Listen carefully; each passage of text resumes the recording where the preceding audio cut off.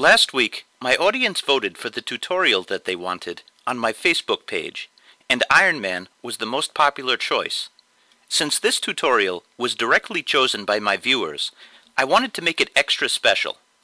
As always, I'm going to give you step-by-step instruction on how to get a likeness of Iron Man, but after the steps, I'm going to try to do something special.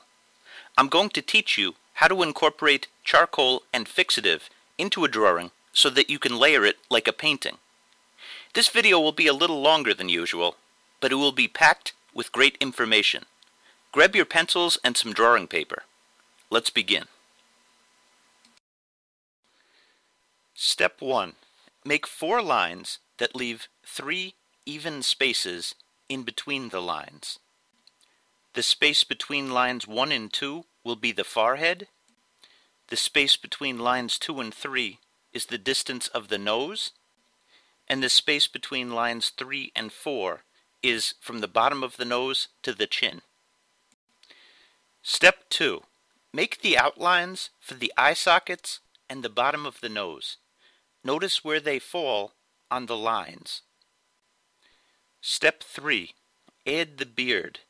Notice that it is slightly thinner than the width of the eye shapes. Step 4. Add the line for the mouth and add the mustache. Step 5. Add the side of the face. Step 6. Add the eyebrows. Step 7. What do you call a deer with no eyes? No idea. Sorry, couldn't resist. But Iron Man has 2 eyes. Observe the rainbow shapes and add the eyes. Step 8. Add the forehead. Step 9. Add the shape for the hair. It's kind of banana shaped. Step 10. Oh look, 2 more banana shapes. Step 11. Add another banana shape with a thingy. Step 12. Iron shoulder pads are so in this year. Add them to your drawing now. Step 13. Add the metal thingies, or whatever they're called. Step 14. Add more metal thingies. My guess is that they're made of iron. So welcome to the shading part of my video, and I'm going to do a slightly different format today. Yeah, you might have noticed that there's 2 little things at the top. One is the top one, right by the picture of Iron Man, is if you mess up, I want you to click that, because you've put all of this work in and you've gotten to this point, and we don't want you to have to lose that, and I've got a good solution for you if you feel you mess up on the shading. And you can just click on that top button if you feel that you mess up. And the second is a second link right below that. It's the one with the helmet, is a shading tutorial, and it focuses more on pencil, but charcoal and pencil have their similarities. Let me speak about that, actually, to start off our video. I mean, when you use a charcoal pencil, which is the orange pencil that I'm using, yeah, you're working with lines, and you know, there's a familiarity to creating with lines, and that's why in most of my tutorials I use pencil and I break things down into shapes and show you lines. But think about this: if you use a paintbrush, or if you use a block of charcoal, a stump of charcoal, you have to think in terms of masses, and it can be really valuable. For one, it can save you time. Also, I mean, it doesn't make you as dependent upon the edges. And if you think about it, yeah, there are edges to shapes, but really, to build the tones in shapes, you know, it's more helpful, in my opinion, rather than cross-hatching, which is what you've seen me teach time and time again, rather than cross-hatching to you know, to use the side of a piece of charcoal and fill in masses, or use a paintbrush and fill in masses. Dip your brush in paint and get an entire shape instead of the border of the shape, the perimeter of a shape, like you do with the pencil. So let's talk about the properties of charcoal versus graphite. Charcoal spreads a lot easier. You could move it around the paper a lot easier than you can with graphite. Graphite will stay down, charcoal will not. So if you leave a imprint with your hand, let's say that you put your hand down on an area that you shaded, you're going to pick up some of that charcoal. Whereas with graphite, graphite's on the inside of a pencil, by the way, if you didn't know. With graphite, you're going to get a smudge on your hand, and yeah, it's going to smudge it a little, but it's not going to move the same way. So that's important to keep in mind. I'll give you a preview of what's coming, and I'm going to spray fixative on top of the charcoal, and the reason being is it's going to freeze everything. It's going to prevent that charcoal from coming up. So once we have a good set of tones, once we get a good base tone in, then we freeze it, and you can still pull a little bit with your eraser, eraser after it's frozen, and you can definitely add more charcoal on top of it, so you could get those dark masses in there. And you need the fixative in order to freeze it. By the way, when I say freeze it, I mean it's like a dried layer of paint, so that's important to keep in mind. And it kind of gives you a new tool in your toolbox that you can use. And really, I mean, why limit yourself? Why just use pencil? Why just use paint? I never understand when people are like, oh, I'm a sculptor. Well, you're limiting yourself. Use what's out there. Art is about being expressive. I know that these step-by-step videos do not sound expressive at all, but, they're a means to teach an artistic vocabulary so that people can be expressive. And you need to learn a variety of tools. You need to experiment. That's the bottom line right there. So let's dissect the image, and I'm not lying. You guys have your work cut out for you. This was a challenge for me, and it's going to be a challenge. But, if you're up for the challenge, keep going. That's the only way that you get better. Bite off more than you can chew, and you'll continue to get better. And remember, my gift to you guys, if you mess up, hit that link up top. I know I'm a broken record, but it really will work for you. Okay, let's see. Let's look at the tones. You got some light tones on the both sides of the face. The right cheek, the one on our left side, is pretty light, and the one, his left cheek, the one on our right side, is, wow, very complex. You see all sorts of different tones right there, and if you could nail that, you've nailed the whole entire thing. But let's start to compare. You have, I would say that the forehead area above that left cheek is pretty much the average tone.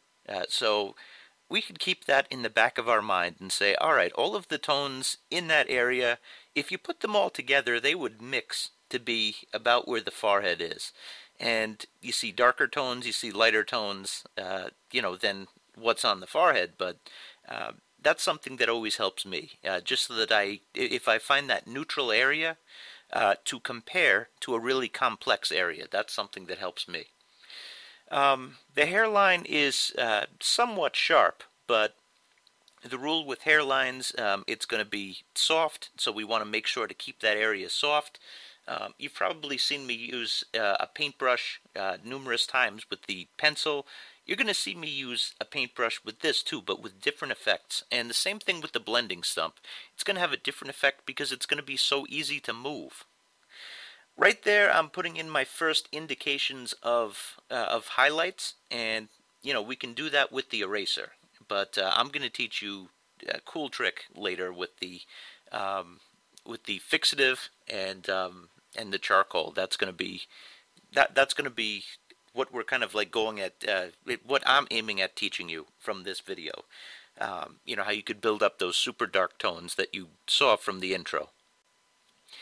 It's okay to mix graphite with charcoal, but keep in mind that one is super shiny and one is really dark and matte. So it's just a little bit extra blending that you have to do, but the two will mix together.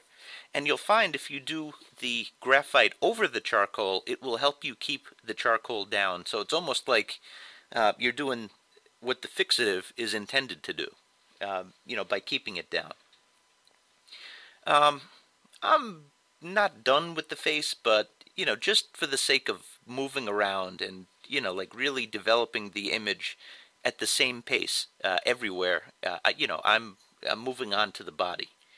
And you have some extreme lights, and for the most part, you see some darks there. So I'm using a stick of charcoal right now, which I snapped off, and I'm just using like a little, the tip of a stick of charcoal. It's not a point, but I'm using the side of it, and it's about as thick as, the last digit on one of my fingers. And I'm using the side of it to kind of like put in the basic tones, and when I want to go darker, that's when I use either the edge of that charcoal or the charcoal pencil, and that's what I'm doing. And you see the creases in there, and I'm softening it with the paintbrush. You're going to see me use the eraser, and basically any tool that I feel necessary. I'm not going to limit myself. I'm noticing the darks, so I'm putting them in. You'll see my hand hit this in a little bit, and you'll see how movable that charcoal is. It's so different than pencil, but the two go really nicely together. For the record, I was not expecting Iron Man to win. He's never really been in any of the drawings that not drawings, that's the wrong word, the votes that I've had on my Facebook page, and he just appeared there when I checked back, and I think he got something like 45 votes, or 40 votes. It was pretty remarkable. That's how these things go. In the future, I want to I want to continue doing this, and I want to leave it up to you what you want to see me draw. And remember, you're not just limited with the step-by-steps. If you want to see a tutorial on something else, I figure that the best people to listen to is my audience, and I always appreciate it when you guys stop by, and I love your feedback. So keep it coming, keep voting on my Facebook page, and yeah, I'll be listening to you. Nothing really different compared to what we normally do, other than the medium, but I'm trying to differentiate the tones. That takes some time to build up. Just know that that happens with me. You can't rush these things, or else you're not going to get them.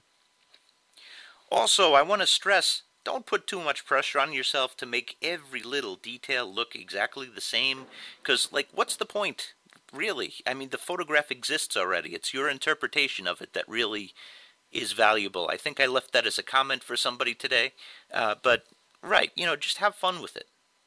All right, here's what you have been waiting for. We are getting into charcoal mode, and basically I put a solid layer down.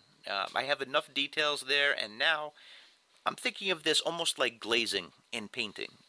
Glazing is when you put a thin transparent or translucent layer over the dried layers of paint, and I'm kind of doing that now, except I really don't have any dried layers. I haven't used any fixative yet. It really was the the combination of the pencil, the graphite pencil and the charcoal pencil that's keeping everything in place.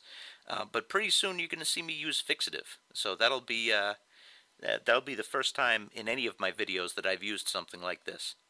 Kind of went back to college. I used that in college last, and I was like, maybe I'll do a tutorial on that. I've seen some people asking for charcoal, so I figured it'll be fun. But I really listen to you guys, so, if you're like, no, keep it pencil, I'll do that too. Just, I always check those comments. I try to reply to as many as I can, but, keep telling me in the comments section. That's, that's your way to get my attention. I don't really check the private messages, my Facebook page, and my comments. That's where you can reach me. So I am using the eraser, and I'm kind of carving out the highlights and preparing for that layer of fixative. And using the pencil to get those light tones. Going to see me use it on the side of the face. That's in highlight. And there we go. That area where the face creases is challenging, right between the eyebrows. Try not to go too dark there. It's an indication of his facial expression, but you don't want to go too dark. You don't want to go overboard with it. Now look at what the background does to the hair. It really defines it, and we're going to even go darker with that. So here's the fixative, and pretty dark now, and what I'm going to do, I am going to not point it directly at my drawing. I am going to spray it over my drawing, and depend on Isaac Newton, depend on gravity, and then I'm going to just let it sit for a little bit. You can't go right into it, because the fixative needs to dry. That's really important to know. But then after it dries, then I go into it again. So here it's dry. Those are magnets in the corner. I just needed something to, to keep it down, because once you get the page wet, it starts to curl up. So those 4 things in the corner are just magnets, and they don't really do anything other than that. I mean, they come together and all that fun stuff, but in terms of drawing, nothing really. Look at the contrast play that you can do. This is what is so cool about charcoal and fixative, the combination of the two. And as you can see, I'm using more, and I wanted to sharpen the area. So I went around the edges and I sharpened it, and then I put another layer of fixative and waited some more time. 15 minutes minimum, half an hour, that'll be fine. And then I'm putting on the finishing touches, or starting to. I used the eraser, and you can actually go right into the fixative, and you'll be able to pick up some of it. But if you draw on top of it, it remains undisturbed. So that's a really cool thing. It's a kind of a powerful tool. I'm also using a Prismacolor white pencil. I love Prismacolor. They are just like so great, and they really give me a way that I could add almost like a layer of paint to my drawings. I mean, I could have done this with the eraser, but I like doing it with Prismas. I'm putting the highlight indication of the hair. Now think about this. This is really important for you young artists out there. Look at what the background does to the hair. You wouldn't even notice that highlight if it was on white paper. And you really wouldn't even notice, the different tones in the face if it wasn't if it wasn't for the charcoal in the background. So keep that in mind. If you really want to have that contrast play, you have to you have to darken the background. So we're putting the finishing touches on Iron Man, and it's still got a little bit to go, but I want to say early, ask me questions. I've never really done this with the with this medium before in terms of teaching you, so I want your feedback on this. It's important to me. Are you understanding this? Is there something better that I could have done to teach this? So I'll be reading, and I'm hoping to see some video responses, or you can post the pictures to my Facebook page. I know you heard that one coming, but I try to reply whenever somebody shows me a picture of their work. I always try to reply. It might not be right away because I got a really busy life, being a teacher, and also doing YouTube on the side, having a family, and all that fun stuff. But it's good, and I really enjoy doing it. So I just want to be helpful, and yeah, I hope that you found the information that I gave you in this tutorial beneficial. And if you have more questions, like I said before, just leave it in the comment section of the video, and I'll do my best to answer it. And yeah, I guess that's about it. I'm putting on the finishing touches with the Prismacolor pencil, a little bit more with the charcoal, and we are about done. Anyway, thanks for watching, folks.